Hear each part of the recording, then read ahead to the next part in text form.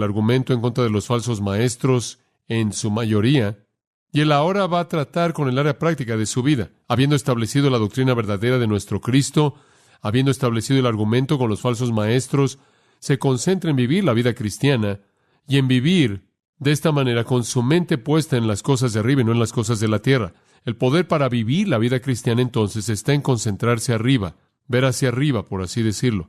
Ahora recordamos a partir del capítulo 2 que explicamos a fondo que la espiritualidad, según los falsos maestros, era algo que usted buscaba mediante 4 medios: sabiduría humana, y eso podría ser tan amplio como lo que ofrece la filosofía humana, legalismo, misticismo o asceticismo. Usamos esos términos y los definimos.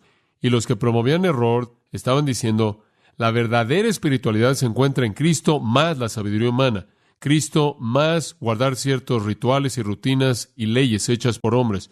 Cristo más ciertas visiones de adorar ángeles y ciertas experiencias extrañas y maravillosas y más profundas y más elevadas o lo que sea. O los ascéticos decían, la verdadera espiritualidad es Cristo más la abnegación total, la abnegación pura, la esclavitud total de uno mismo a una pobreza de vida. Y Pablo dice al final del capítulo 2, en el versículo 23, lo único que hacían con todas esas ideas era satisfacer su propia carne a pesar de toda la apariencia de sabiduría.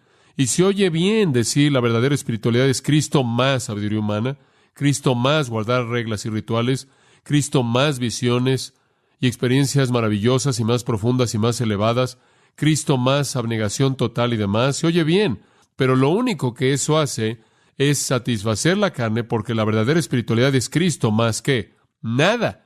Y entre más pronto reconozca eso usted, más pronto va a quitar los ojos de las reglas hechas por los hombres y las religiones hechas por los hombres y colocar sus deseos en donde pertenecen. La preocupación del creyente no debe ser con las reglas y normas de los hombres, la sabiduría de los hombres, las visiones y experiencias de los hombres, la abnegación de los hombres. La ocupación verdadera del creyente que quiere realmente conocer la espiritualidad es concentrarse en la persona de Cristo. Eso es lo que él está diciendo.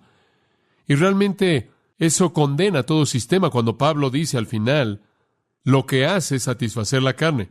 La filosofía humana, el legalismo, misticismo y asceticismo no puede hacer que nadie mejore. No puede hacer que alguien sea espiritual. No puede salvar a nadie. No puede añadir ninguna dimensión a la espiritualidad. No tiene poder para enfrentar el deseo malo. No tiene poder para enfrentar la lujuria. No da victoria sobre la naturaleza más baja. Es moralmente impotente. Y debajo de la filosofía humana, debajo del legalismo, debajo del misticismo, debajo del ascetismo, florecen todos los vicios. Y la única manera en la que usted puede separarse de todo eso es tomar su mente y su corazón y sus procesos de pensamiento y sus motivos y llevarlos a la presencia de Cristo. Ahora recuerde que los cristianos colosenses estaban siendo atacados, y estaban siendo atacados por un grupo de herejes, maestros falsos, y estaban diciendo, Cristo es insuficiente, Cristo no es suficiente para salvar, o Cristo no es suficiente para llevarlo a la espiritualidad completa. Debe ser Cristo más estas reglas o enfoques hechos por los hombres. Pero es una historia antigua que el cielo hizo nacer hijos y no obtuvieron nada de la religión nacida de la tierra.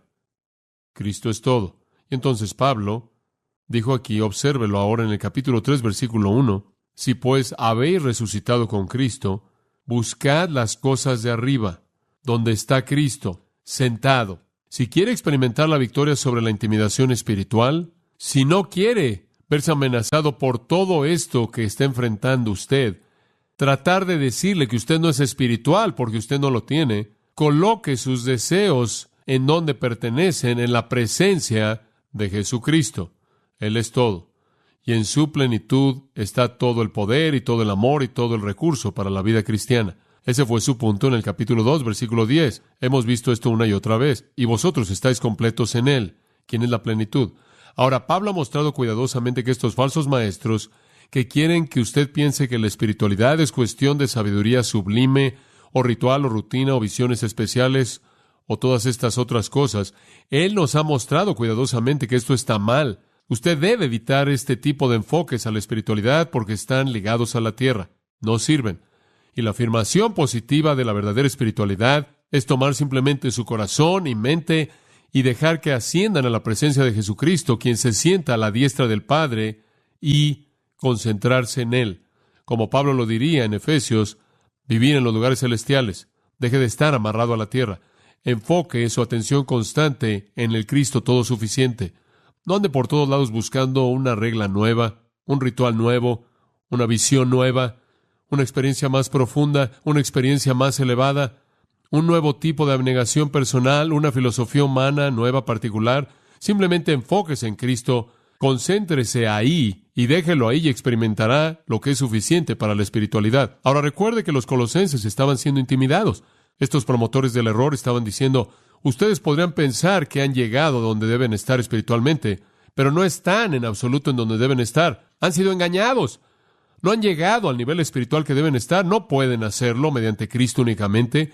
Ustedes tienen que tener estas otras cosas. Ustedes no tienen la plenitud, la totalidad de la espiritualidad a menos de que tengan estas cosas extras. Y entonces Pablo quiere que los colosenses sepan que eso no es verdad. Tienen todo al tener a Cristo. Y entonces Pablo establece de manera sólida la doctrina de Cristo, la suficiencia de Cristo en los capítulos 1 y 2. Ahora observe esto. Habiendo establecido la doctrina sólida de que Cristo es todo, Cristo es suficiente, entonces, en el capítulo 3, él dice, ahora en base a esa doctrina, así es como deben conducirse. Debido a que Cristo es todo, no se preocupen por la sabiduría humana, no se preocupen por el resto de las cosas, simplemente concéntrense en Él, Él es todo lo que necesitan. Pero observe algo, y lo volvemos a ver una y otra vez, y voy a tomar un poco de tiempo para explicarlo, porque de manera indirecta va a llegar al problema de la intimidación espiritual del que hemos estado hablando. Pablo siempre va de la doctrina a la conducta. En toda la enseñanza de las Escrituras en el Nuevo Testamento, en todas las epístolas encontramos en primer lugar afirmaciones grandiosas de la verdad y después un llamado a conducirse de acuerdo con la verdad. Debido a que Cristo es la plenitud de todo, que llena todo en todo, debido a que Cristo es la cabeza del cuerpo, debido a que Cristo es aquel en quien la plenitud de la deidad mora, debido a que Cristo es la totalidad, debido a que Cristo es suficiente, debido a que Cristo es todo, capítulo 3, enfócate en Cristo. Entonces usted tiene una exhortación práctica basada en un fundamento doctrinal claro. Ese es siempre el enfoque de Pablo. Lo que debemos hacer, ahora escucha esto, lo que hacemos como creyentes debe estar basado en doctrina sólida. Ahora observe, no en intimidación. Ese es su punto. No sea intimidado a hacer algo que usted sabe que no es bíblico. Pablo escribió a los Gálatas y dijo, ¿cómo es posible que ustedes puedan otra vez enredarse en el judaísmo? ¿Cómo es posible que puedan enredarse en el legalismo? Ahora, ¿cómo es posible que puedan aceptar eso cuando conocen el Evangelio? Han abandonado lo que saben que es verdad. Y eso es incongruente. Su espiritualidad está basada en lo que usted conoce, en doctrina sólida. Ahora, los que intimidan no se preocupan por eso. Simplemente vienen y dicen, bueno, no eres espiritual si no haces esto, y no haces esto, y no haces esto, y nos hacen sentir culpables, aunque no pueden defenderlo bíblicamente. Es algo peligroso cuando cualquier creyente busca un tipo de conducta que contradice las Escrituras. Cuando usted hace eso, usted realmente está entrando al fuego. No importa que alguien pueda venir y diga, bueno, lo siento porque estás afuera, porque no has experimentado esto, o no conoces esto, o no tienes el conocimiento más elevado de la vida profunda, o lo que sea, o lo que sea, lo que sea. No importa lo que digan, solo importa lo que la palabra de Dios dice. Y Pablo ha dicho durante 2 capítulos, lo único que necesitas es Cristo más nada. No se intimiden. Ahora recuerde que el último domingo por la noche le dijimos que estas 4 cosas son, como usted sabe, son algo que es visible en nuestra sociedad. Hay gente que viene y dice, ustedes cristianos, usted sabe, simplemente son fundamentalistas, no conocen nada, usted sabe, son tan estrechos en su manera de pensar, lo que realmente necesitan es expander y entender algo de filosofía, incluir algo de sabiduría humana para que vaya junto con la palabra de Dios. Y algunas veces, como usted sabe, ser lo que se llama un fundamentalista, un evangélico estrecho, estricto ortodoxo, usted puede ser intimidado por ser así. He sido acusado de eso, hablando en campuses de universidades, de ser estrecho de mente y de ser un ignorante y de ser un biblicista con toda mi teología. Usted sabe, y me acuerdo una vez que hablé en algún lugar y me presentaron diciendo, les presentamos a John MacArthur, cuya esperanza no está edificada en nada más que las notas de Scofield y la imprenta de las Escrituras. Y como usted sabe, yo he enfrentado eso también, ese tipo de intimidación que lo hace sentir como un pigmeo mental porque usted cree en la Biblia. Y como usted sabe, usted no sabe todo acerca de la filosofía y eso es intimidante.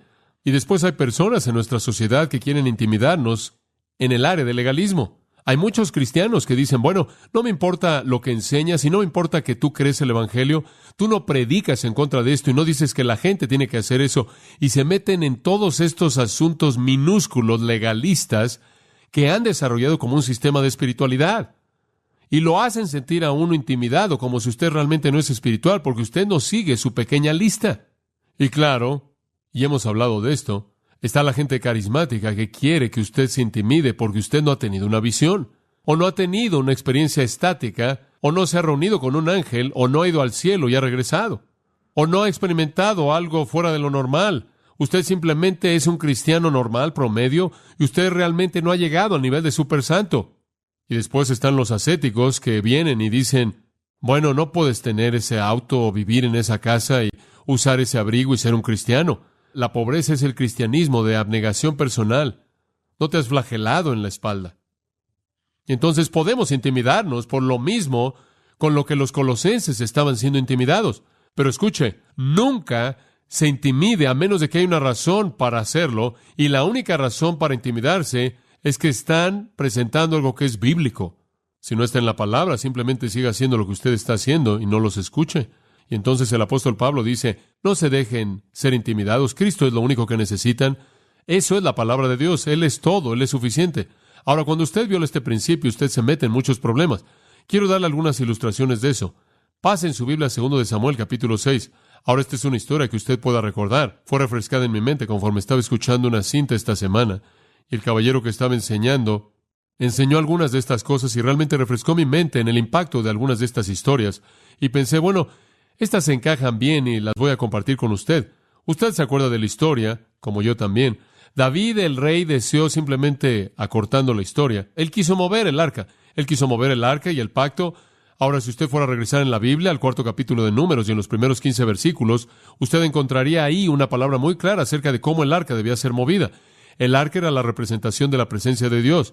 Recuerde que el arca y el pacto tenía algunos anillos en el lado, y ahí se debían meter unas varas por los anillos, y esta arca nunca debía ser tocada. Las varas pasaban por los anillos y debían ser llevadas sobre los hombros de los levitas y nadie más, y de ninguna otra manera jamás debía ser transportada el arca. No había duda al respecto en eso. Eso es tan claro como la luz del día. Y entonces comenzamos en el versículo 3. David está moviendo el arca. Y colocaron el arca de Dios en un nuevo carro. Ahora, ¿qué están haciendo colocando el arca en un carro? La Biblia dijo que debían colocar el arca en los hombros de los levitas, cargándola con las varas para que nunca la tocaran. No va a ser en un carro, creo que David pensó, hombre, realmente le estoy haciendo a Dios un gran favor, no solo un carro, sino uno nuevo. Realmente la estoy colocando en un nuevo carro. Y la trajeron de la casa de Abinadab. Y de hecho él obtuvo esta idea a partir de los filisteos.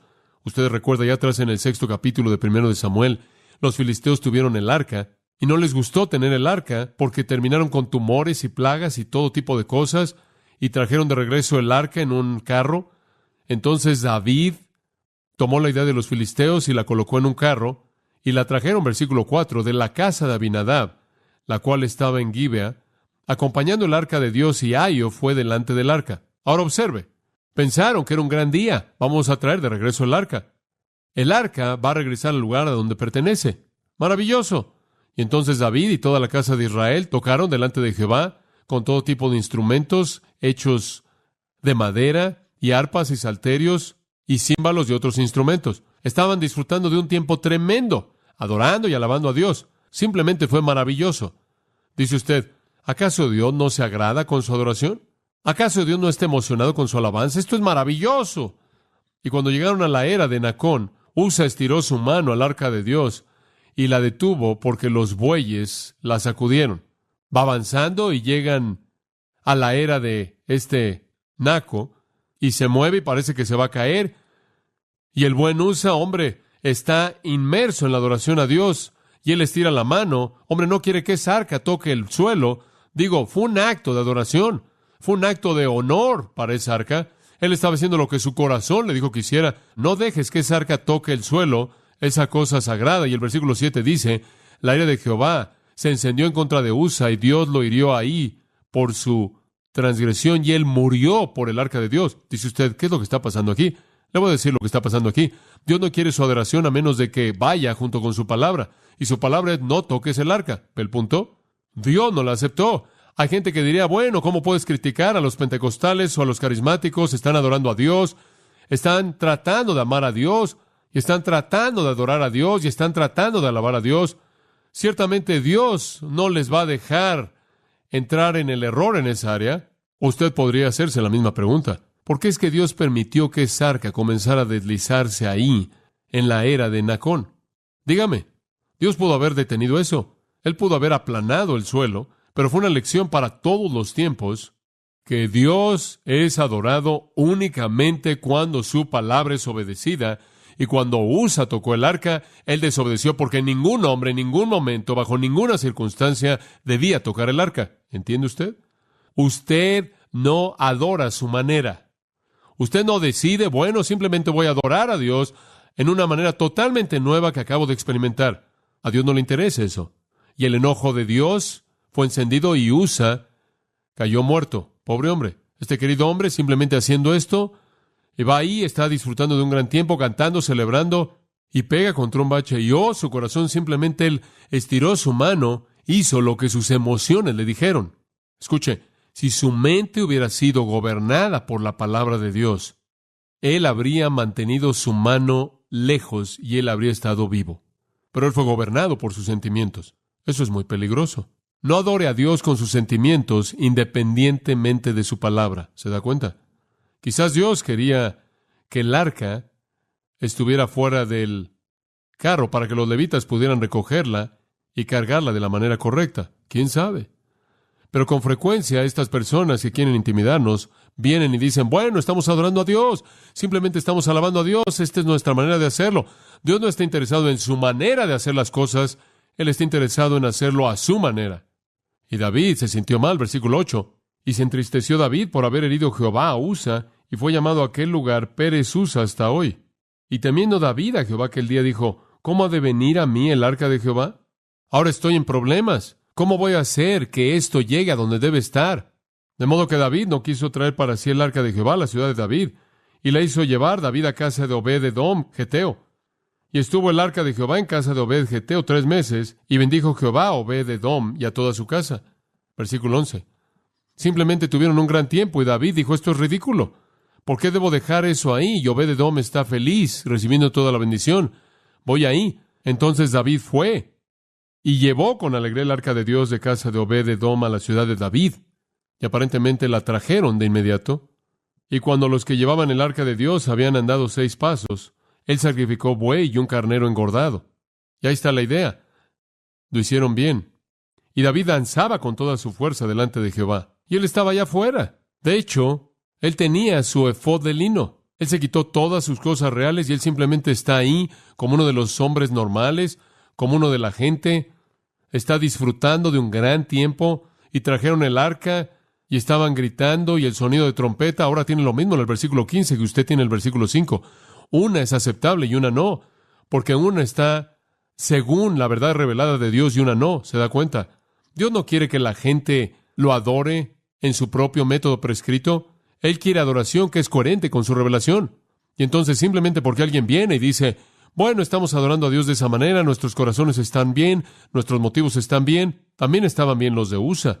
Pero él simplemente no tuvo suficiente conocimiento de la palabra de Dios para protegerse a sí mismo de la disciplina de Dios. Permítame mostrarle otra ilustración. 1 Samuel 15. Ahora básicamente le da el mismo pensamiento. 1 Samuel 15. Esta es la historia de Saúl. Él tuvo una situación semejante. Samuel le dijo a Saúl en el 15:1 de 1 Samuel.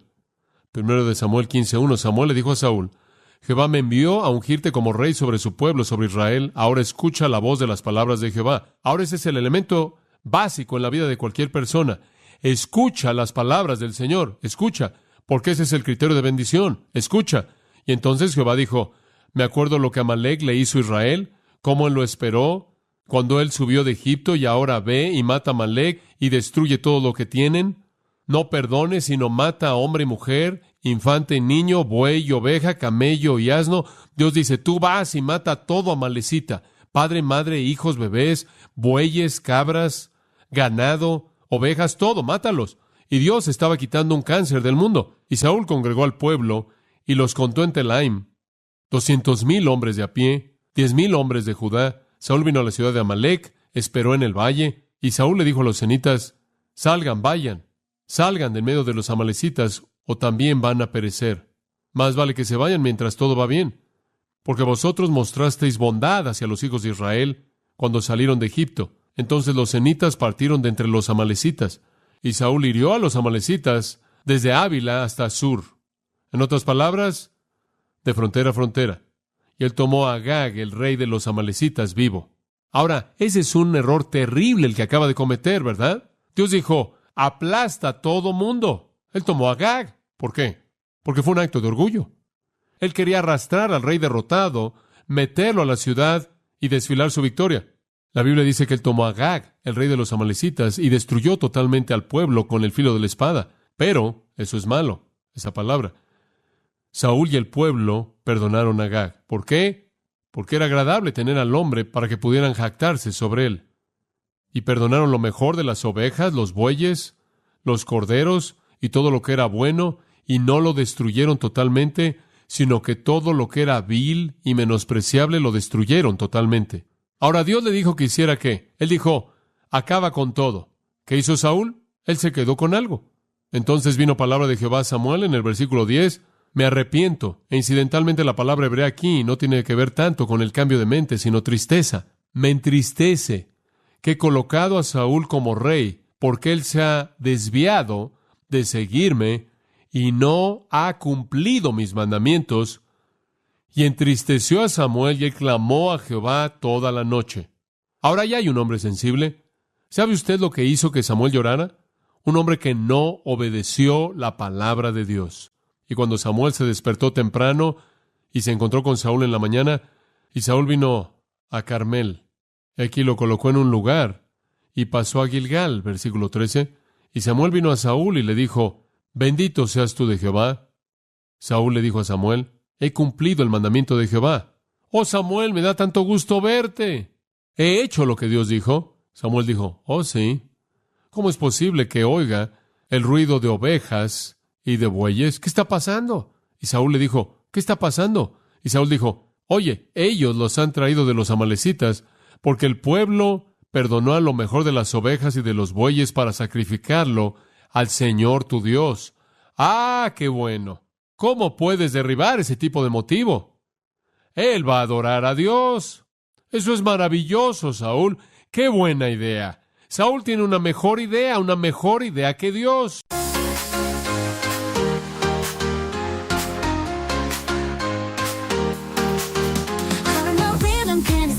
You pull me in all time, the ways we've danced, this, it's all the same. But I'm hooked, can't break the chain. We crash, we burn, we never learn, it's a cycle. I can't discern, but in your arms I lose control. We fall apart, but still I go. Here we go again, spinning in the dark, chasing every high, even if we fall apart. Here we go again, you and me were blind, losing all we got, but it's worth it every time.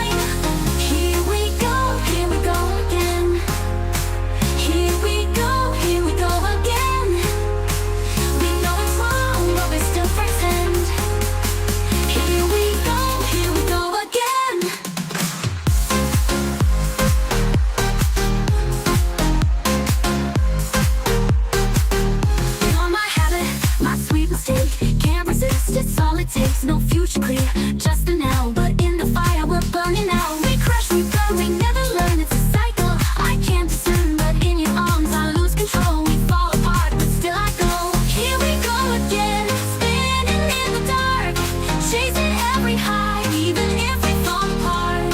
Here we go again, you and me were blind, losing all we got, but it's worth it every time.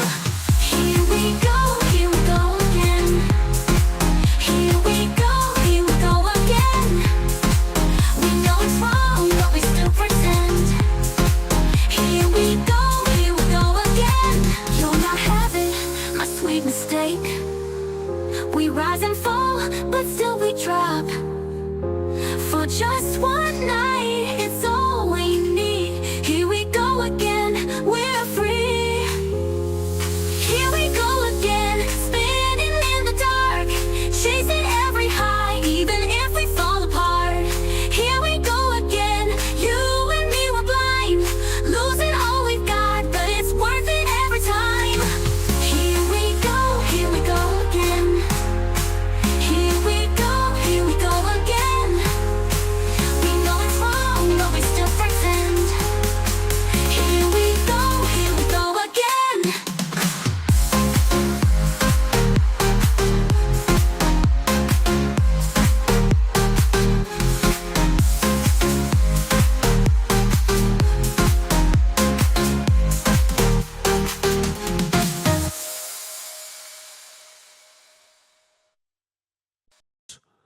Dios tuvo una buena idea, pero a Saúl se le ocurrió algo en lo que Dios no había pensado.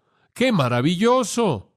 ¿Por qué nada más matar todo? Podemos sacrificarlas a Dios. Tendremos un servicio de adoración. Es fabuloso. Samuel le dijo a Saúl, quédate y te diré lo que Jehová me dijo esta noche. Él le dijo, quédate.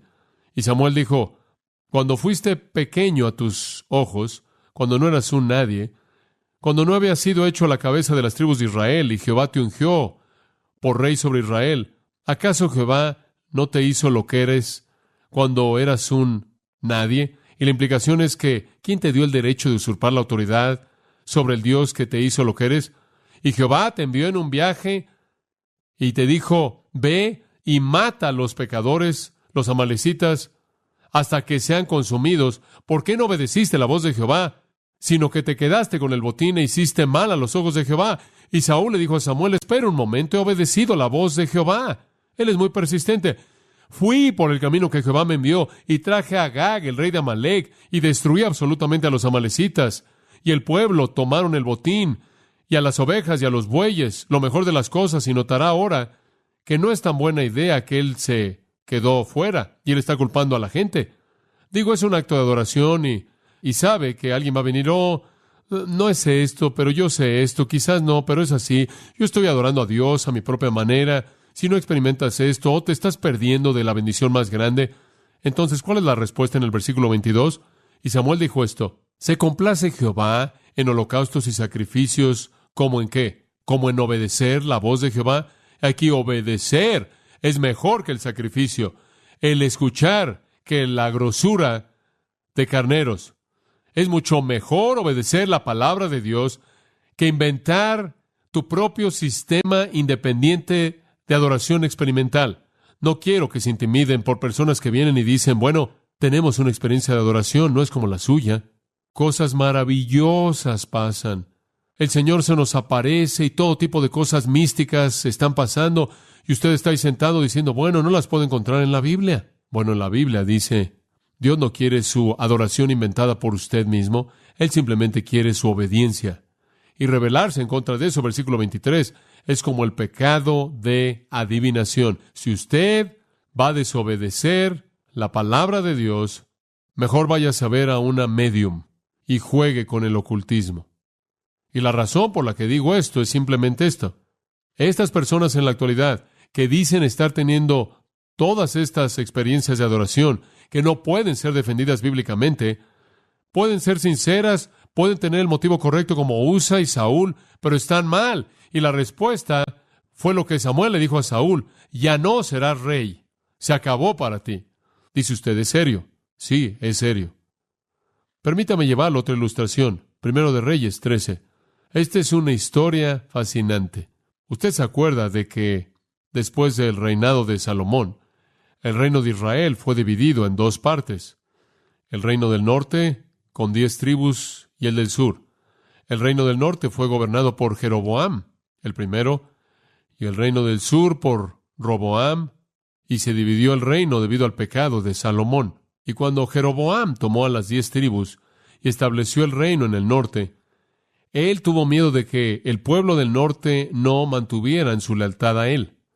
Si siempre iban al sur al templo para adorar, mantendrían sus raíces en el sur. Entonces él decidió que tendría que construir un par de lugares de adoración en el norte. Entonces él, versículo 29 del capítulo 12, dice, él estableció uno en Betel y el otro en Dan. El problema con eso es que Dios no quiso que hubiera su adoración en Betel y Dan, ¿no es cierto? ¿En dónde la quiso? En Jerusalén, en el templo. En el versículo 30, él dice del capítulo 12, les fue pecado porque el pueblo fue a adorar al que estaba en Dan e hizo una casa en los lugares altos. Él construyó un templo. Él hizo sacerdotes de los más bajos del pueblo que no eran hijos de los levitas. Él simplemente escogió unos cuantos hombres pobres y los hizo sacerdotes. Usted no puede hacer eso. Los sacerdotes son de la tribu de los levitas. La adoración se lleva a cabo en Jerusalén. Usted no nada más lo inventa. Usted no nada más dice, tenemos una gran idea, lo vamos a hacer aquí a nuestra manera. Si no es escritural, usted no lo hace. Y el versículo 32, a la mitad, ahí dice que él hizo lo mismo en Betel. Y él estaba sacrificando los animales Y él atravesó por todo el ritual judío, sacrificios, sacerdotes, los altares, todo. Nada más que en Betel y Dan. No tenía nada que hacer yendo ahí. Entonces Dios dijo, tengo que enviar a alguien ahí para corregir todo. Capítulo 13. He aquí vino un hombre de Dios. Ahora este es un hombre de Dios, un profeta, él es un predicador. Y él sale hasta Judá para ir al norte, porque aparentemente no había un profeta en el norte que pudiera hacer esto. Entonces él sale de Judá por la palabra de Jehová, llega a Betel, y resulta que llega cuando Jeroboam está ahí haciendo lo que quiere hacer con el altar. Él está ahí adorando a Dios y ofreciendo su sacrificio. Y este es un hombre joven atrevido. Él se acerca y dice en el versículo 2, él clama en contra del altar en la palabra de Jehová y dijo, oh altar, altar. Ahora esto está pasando para llamar la atención de Jeroboam. Porque él está ahí adorando. Este hombre entra y grita, oh altar, altar, dijo Jehová. He aquí un niño nacerá en la casa de David, Josías será su nombre, y sobre ti ofrecerá al sacerdote de los lugares celestiales que quema incienso sobre ti, y huesos de hombres serán quemados sobre ti. Altar, se acabó. Va a venir un hombre, Josías, y él va a quemar huesos sobre ti, y la profanación definitiva para un judío es tocar un cuerpo muerto, ¿verdad? Y quemar los huesos de una persona muerta sobre un altar era profanarlo y contaminarlo. Y este hombre de Dios dice, tu altar, Jeroboam, se acabó. Porque 300 años a partir de ahora un hombre va a venir llamado Josías, que va a escarbar y sacar los huesos muertos y los va a quemar sobre tu altar. ¿Quiere leerlo en 2 de Reyes 23? Poder leer la historia.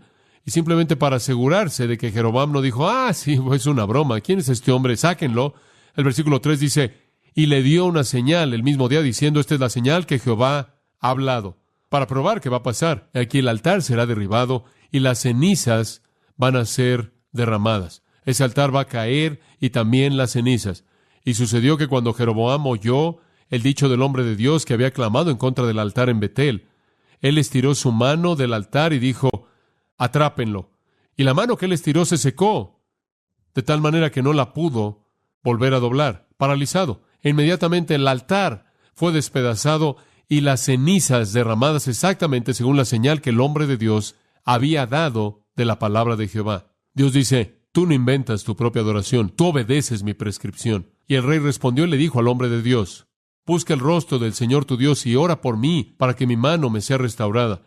Y el hombre de Dios rogó a Jehová, y la mano del rey le fue restaurada y se volvió como fue antes. Pero le voy a decir una cosa, él nunca lo olvidó. Y el rey le dijo al hombre de Dios, ven a casa conmigo, versículo 7, y refréscate, y te daré una recompensa. Quiero estar en tu equipo. El hombre de Dios le dijo al rey, si me dieras la mitad de tu casa, no iré a casa contigo. No comería de tu pan, y no bebería de tu agua en este lugar, porque se me dijo por la palabra de Jehová, diciendo, no comas pan ni bebas agua, y no regreses por el mismo camino por el que fuiste. Yo tengo un compromiso en mi vida, obedecer la palabra de Dios. Entonces se fue por otro camino y no regresó por el camino que vino. Este hombre está obedeciendo. Y ¿sabe una cosa? Habría sido un honor ser invitado a comer con el rey. Él pudo haber sido un héroe. Y él pudo haber pensado, bueno, tú sabes, el rey ha oído y él parece haberse arrepentido. Creo que si voy ahí, voy a hacer un poco de concesiones con la palabra de Dios y le testificaré al rey. No, él dice, no estoy interesado en testificarte a ti. No estoy interesado en hacer nada contigo. Dios me dijo que no me metiera contigo. Simplemente salte de ahí, vete por otro camino del que llegué aquí. Adiós. Ahora, el único camino, versículo 11, él se encontró con otro predicador. Bueno, para muchas personas este es un problema. Para muchos predicadores se encuentran con otros predicadores y esto es muy intimidante. Y ¿sabe una cosa? Nosotros, los que somos predicadores, nos intimidamos por otros predicadores. Observe lo que sucede. Hubo un profeta viejo, hubo un predicador de edad y un predicador joven ahora. Y sus ojos vinieron y le contaron todas las obras que el hombre de Dios había hecho ese día en Betel. Bueno, este profeta de edad, hombre, usted sabe, él era un profeta verdadero. Ambos lo eran. Él había luchado. Él debió haber pensado, ¿no es maravilloso tener un hombre joven tan atrevido? Cuán maravilloso que él hizo eso. ¿Por qué no tuve yo la valentía de hacer eso? ¿Por qué es que Dios no me llamó? Hombre, ese joven, me encantaría conocer a ese joven. Hombre, me encantaría tener algo de comunión con ese joven de Dios. Y entonces se envió por él. Y él envió a sus hijos. Vayan por él. Enalbarden el asno. Y él enalbardó su asno y salió. En el versículo 14, y buscó al hombre de Dios y lo encontró sentado bajo un árbol. Él simplemente está descansando camino de regreso a Judá.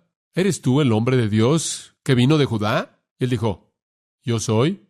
Él dijo, entonces ven a casa conmigo y come pan. Hombre, él ha estado caminando por un rato. ¿Tiene hambre? ¿Tiene sed? ¿Quiere un lugar para descansar?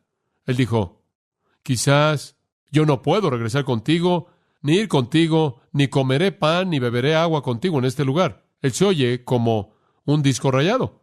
Es la misma línea que dio antes. Dios le dijo, Dios me dijo qué hacer, voy a hacer lo que Dios me dijo que hiciera, no voy a discutir ya esto más. Usted podrá decir, bueno, tenemos que tener comunión con todo mundo. No, Dios trazó algunas líneas para él.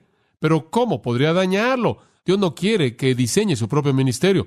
Él quiere que obedezca al Dios que se lo dio. Pero observe cómo es intimidado. Me fue dicho, versículo 17, por la palabra de Jehová, eso lo cierra. Y él le dijo, el hombre de edad, yo también soy un profeta como tú. Yo soy un predicador. Ahora observe esta intimidación. Y un ángel me habló por la palabra de Jehová diciendo, tráelo de regreso contigo a tu casa para que él coma pan y beba agua. ¿No es eso intimidante? Ven a mi casa. No puedo. Dios me dijo que no lo hiciera. Pero un ángel vino a mí y me dijo que debes hacerlo. Eso es muy intimidante. Alguien le va a decir a usted, oh, yo sé que la Biblia no habla de eso, pero tuve una visión. Tuve una palabra directa del Señor. Un ángel vino a mí. Y simplemente recuerde Gálatas 1. Si un ángel viene y predica algo diferente de lo que usted sabe, lo que es la palabra de Dios, sea que anatema, maldecido, maldito. Ese es un diablo vestido como un ángel de luz. Lo que sucede es que este profeta joven ahora está en el dilema de aceptar la palabra de Dios conocida, revelada, o creer que Dios está hablando a través de la experiencia de alguien más. ¿Se da cuenta? ¿Qué hizo? Versículo 19. Él se fue con él y comió pan en su casa y bebió agua. Pero él actuó en violación directa de la palabra de Dios, porque él fue intimidado por un profeta mayor que él, quien también fue un predicador, un profeta verdadero que probablemente tuvo un ministerio maravilloso, que le dijo que un ángel le dijo esto, y él dejó lo que él sabía que era la verdad de Dios y buscó la experiencia. Amados, eso es exactamente lo que está pasando en la actualidad. La gente se está desviando de la palabra de Dios, que es clara, y están aceptando la visión de todo mundo, y la experiencia de todo mundo es el criterio. ¿Quieres saber lo que pasa? Versículo 23. Saltándonos algunos pensamientos, pero versículo 23. Sucedió que después de que había comido pan, después de que bebió, él enalbardó el asno. Esto es para el profeta, a quien había traído de regreso. Y cuando él se fue, un león lo encontró en el camino y lo mató. ¿Sabe usted lo que le pasó al joven? Dios envió un león y un león lo mató. Dice usted, ¿por qué es que Dios hizo eso? Su cadáver fue aventado en el camino y quiero que vea algo interesante. Y el asno estuvo junto a él y el león estuvo junto a él. ¿Quieres saber algo? El león no comió el cuerpo y el león no atacó al asno. ¿Sabe por qué? Dios quería que usted supiera eso. Porque ese no fue un león hambriento, ese fue un agente divino de juicio. Dios le quitó la vida a ese profeta así de rápido. ¿Por qué? Porque él colocó la experiencia de alguien más por encima de lo que él sabía que era la palabra de Dios. Como puede ver, hacer eso es algo peligroso. Ese no es el criterio. Usted no inventa sus propias actividades de adoración, usted no inventa su propia religión a su estilo, y usted no toma la experiencia de alguien más como algo de autoridad si viola lo que usted sabe que es la revelación de Dios. Y la gente puede venir y decir, tuve esta experiencia y he tenido esta experiencia, y lo único que tiene que decir es sí, pero tengo esta palabra de Dios, y eso es suficiente. Usted no necesita intimidarse por la gente que quiere decirle, estás perdiéndote de algunas experiencias, o tienes que salir en fe y creer a Dios por estas cosas. Un hombre se me acercó después del último domingo por la noche. Varias personas se me acercaron el domingo por la noche pasado, pero un hombre en particular, y dijo, la razón por la que no experimentas estas cosas es porque no crees. Y yo dije, yo no creo que experimentaré algo fuera de lo que la palabra de Dios dice que yo debo experimentar. Mi Biblia me dice claramente que estas cosas que la gente está diciendo que pasan no son para el día de hoy. Y no voy a dejar que su experiencia me intimide, porque no quiero salir allá afuera y ser comido por un león. Tengo que cuidar de mi esposa, hijos y de todos ustedes. ¿Y cómo pasó eso? Versículo 26. Y el profeta que lo trajo de regreso del camino oyó de eso y dijo, es el hombre de Dios que fue desobediente a la palabra del Señor. Por lo tanto, el Señor lo entregó al león, que lo despedazó y lo mató. ¿Quiero oír algo interesante? Dios aparentemente no hizo tan responsable al profeta mayor por su ignorancia como al profeta joven por el conocimiento que tenía. Para alguien que es creado en eso y no sabe nada de eso, hay una disciplina menor por parte de Dios que quizás de lo que hay para alguien que conoce lo que es mejor y le da la espalda a la verdad de Dios a cambio de la experiencia de alguien más. Una verdad muy seria. Como pueden ver, cristianos no necesitan intimidarse por la religión humana. Usted simplemente dependa de la palabra de Dios. Obedecerla es mejor que su propio estilo personal de sacrificio o su religión que usted ha inventado. No debemos buscar lo espectacular, debemos buscar la obediencia. Ya hemos experimentado el cambio radical en nuestras vidas, tan radical que no puedo imaginar algo más radical. Hemos entrado en una nueva vida y todo lo que necesitamos ya es nuestro. Y lo que Pablo está diciendo, y voy a amarrar esto con Colosenses, aunque usted no lo crea, lo voy a hacer. ¿Qué es lo que Pablo está diciendo? Él está diciendo, miren, no necesitan intimidarse, acepten lo que la palabra les dice que tienen. ¿Y qué es lo que la palabra les dice que tienen? En Cristo, ustedes tienen ¿qué? Todo. Mi Dios, dijo Pablo en Filipenses, suplirá ¿qué? Todo lo que os falta conforme a sus riquezas en gloria en Cristo Jesús. Por Cristo Jesús, todas sus riquezas son de ustedes. Están completos en Él. Una verdad tan poderosa. ¿Qué es la espiritualidad verdadera? Véala en Colosenses 3. La verdadera espiritualidad es simplemente concentrarse en Cristo, estar consciente de Cristo.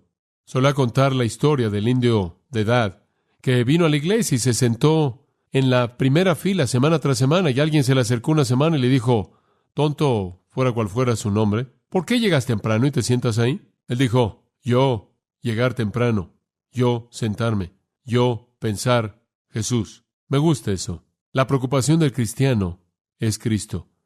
Si pues habéis resucitado con Cristo, buscad las cosas de arriba, donde está Cristo, a la diestra de Dios. Poned la mira en las cosas de arriba y no en las cosas de la tierra, porque estáis muertos y vuestra vida está escondida con Cristo en Dios.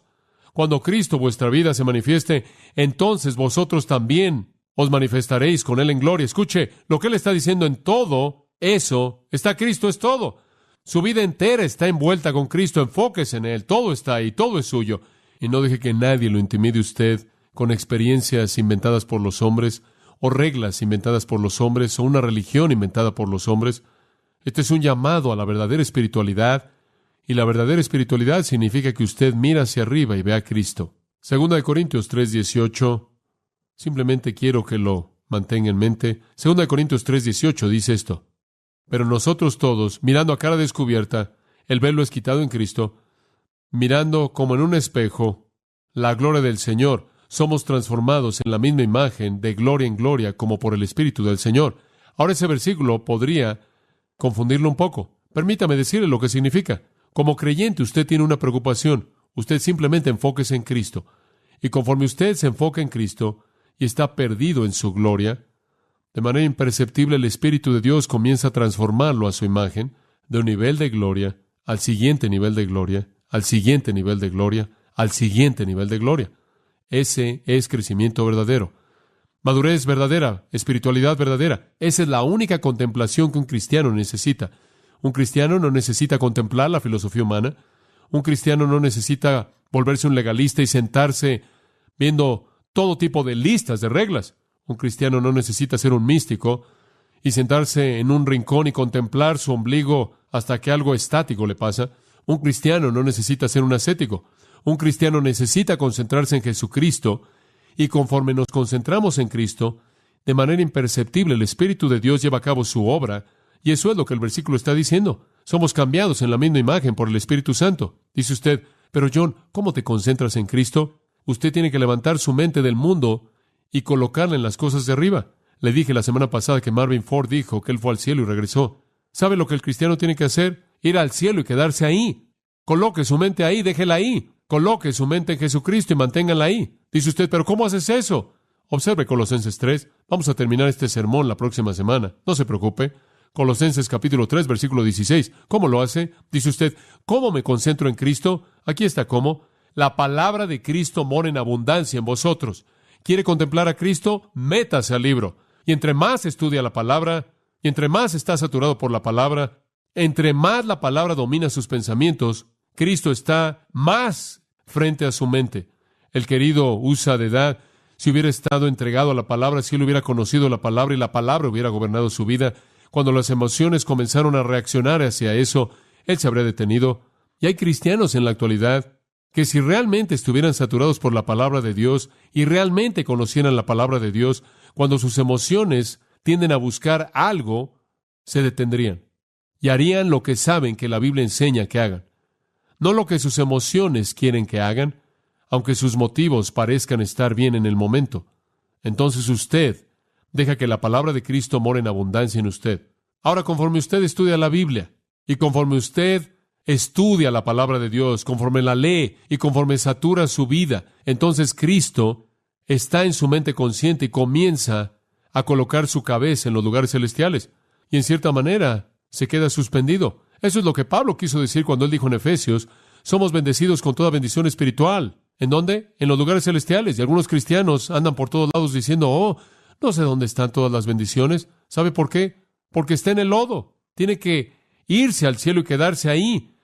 Súbase ahí. Le voy a decir una cosa. Una vez que ha tomado ese paso, y una vez que usted realmente ha hecho el compromiso de pensar en Cristo y concentrarse en Jesucristo y concentrar sus pensamientos en Cristo y dejar que Cristo sea el centro de su vida, entonces usted va a ver algunas cosas en su vida que nunca antes vio. Usted es un cristiano y dice, bueno, tú sabes, yo recibí al Señor hace mucho tiempo atrás, pero realmente no he hecho nada.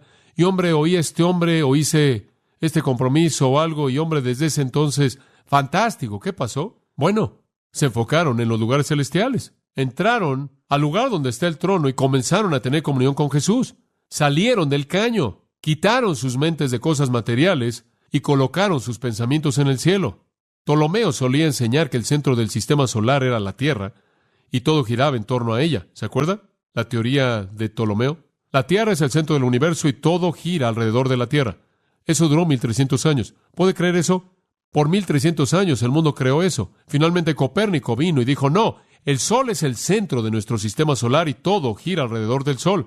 ¿Cuál es el centro de su sistema solar? ¿La Tierra o el Sol? ¿La Tierra o el Hijo de Justicia? ¿Dónde está su enfoque?